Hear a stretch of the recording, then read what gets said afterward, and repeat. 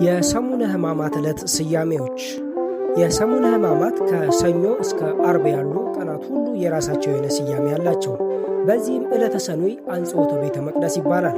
በዚህች ዕለት መድኃኒታችን ኢየሱስ ክርስቶስ ወደ ቤተ መቅደስ ሄደ። በዚያም በደረሰ ጊዜ ቤተ መቅደሱ የጸሎት መሥዋዕት ቤት መሆኑ ቀርቶ የንግድ ቤት ሆኖ ቢያገኘው ቤቴ የጸሎት ቤት ይባላል፣ እናንተ ግን የወንበዴዎች ዋሻ አደረጋችሁት ብሎ የሚሸጡበትን ሁሉ ገለበጠባቸው፣ ገርፎም አስወጣቸው። ይኸውም የእርሱ ቤተ መቅደስ የሆነውን ሰውነታችንን ኃጢአት ሰፍኖበት ቢያገኘው ራሱ ተገርፎ መከራ መስቀልንም ሁሉ ተቀብሎ ከሰውነታችን ኃጢአቱን ሁሉ እንዳራቀልን የሚገልጽ ነው። በሁለተኛ ደረጃ ዕለተ ሰኑይ ዕለተ ሰኞ መርገመ በለስም ይባላል። ጌታችንን የሆሳዕናን ዕለት በቢታንያ አድሮ በማግስቱ ከቢታንያ ሲወጣ ተራበ።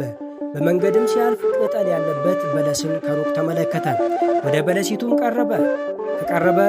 በቀረበ ጊዜ ከቅጠል በቀር አንዳች ፍሬ አላገኘባትም። ያን ጊዜም ከእንግዲህ ወዲህ ለዘላለም ከአንቺ ፍሬ የሚበላ አይኑር ሲል በለሲቱን ረገማት። በዚህችም ምክንያት ይህች ዕለት በለሲቱ የተረገመችበት ቀን ናትና መርገመ በለስ ተብላ ትጠራለች። በዚህ አገላለጽ በለስ የተባለች ቤተ እስራኤል ስትሆን ፍሬ የተባለ ደግሞ ሃይማኖትና ምግባር ነው። መድኃኒታችን ኢየሱስ ክርስቶስ ከእስራኤል ፍቅርን፣ ሃይማኖትን፣ ምግባርን ፈልጎ አላገኘባቸውም።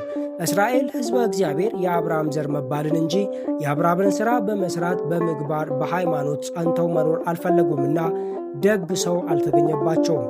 በሌላ በኩል ደግሞ በበለስ የተባለ ኦሪት ናት። ኦሪት በዚህ ዓለም ሰፍና ቢያገኛትም አማናዊ ድህንነት የምታሰጥ ሆና አላገኛትም። ይሁን እንጂ በእርሷ ድህነት ባይገኝባትም ኦሪትና ነቢያት ከመፈጸም በቀር ልሽር አልመጣውም ልፈጽም እንጂ በማለት ሕገ ኦሪትን ፈጽሟታል። ከዚህም ባሻገር በለስ የተባለች ኃጢአት ናት። የበለስ ቅጠል ሰፊ እንደሆነች ሁሉ ኃጢአት በዚህ ዓለም ሰፍና አግኝቷታል። በለስ ሲበሉት ይጣፍጣል፣ ቆይቶ ግን ይመራል። ኃጢአትም ሲሰሩት ለጊዜው ደስ ያሰኛል፣ ኋላ ግን ያሳዝናል። በአንቺ ፍሬ አይገኝ የሚለው በአንቺ ኃጢአት ፍዳ ተይዛ የሚቀር አይኖር ሲል ነው። በለሲቱ ስትረገም ፈጥና መድረቋም በአዳም ምክንያት ያገኘን በደል በእርሱ እንደጠፋልንም የሚገልጽ ነው። ወስብሐት ለእግዚአብሔር።